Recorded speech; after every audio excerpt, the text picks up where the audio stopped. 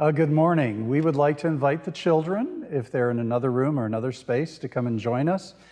We wish we could be with you, obviously, in person, but right now we're not able, and I would love to be able to give you some treats, but we can't do that either. So today, we're going to talk a bit in the adult sermon about traveling. And Pastor Susan last week shared in her message about Earth Day and about the globe upon which we walk and the earth upon which we walk. And it was a beautiful reflection. And keep in mind, again, just walk gently and lightly upon the earth.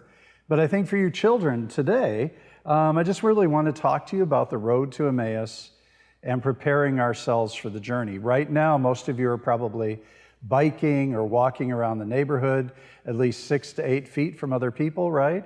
Probably with your own family, you're together.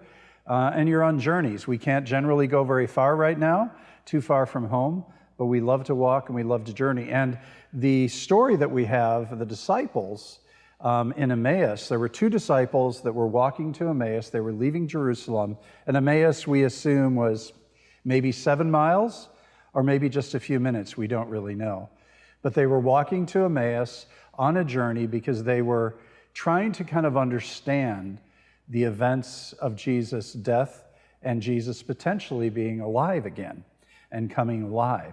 And so they were having conversation. And I assume they were probably wearing some pretty heavy hiking boots or maybe just their dusty sandals in the desert. And potentially, maybe they brought some sort of papyrus or a book. And this is actually a traveling book that was given to me by Grace's mom. And Grace is the one running our camera today. Traveling with Your Pet by AAA.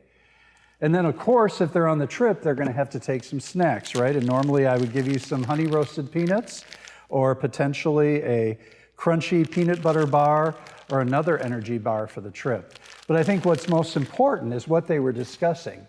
And they were really talking about their life with Jesus. And then suddenly Jesus shows up and is walking with them. But they don't really recognize who Jesus is. It might be like when you're out walking the neighborhood and somebody comes by and they say, hey, we're your neighbor, but you may not have recognized them, but they recognize you. And really at the very end of the journey, the beautiful thing is they did exactly what Pastor Susan and I are going to do this morning, is they shared together in bread and they shared together in a cup. And Jesus did some very similar blessing of the bread and the cup. And so just be at peace during this time. And when you're out walking with your family or out on your bike or potentially using a wagon and maybe walking your pets, just enjoy that time and keep in mind Jesus and the journey he was on and also his disciples as they journeyed through their desert. So be well, be safe, and we would love to see you back again soon. Peace.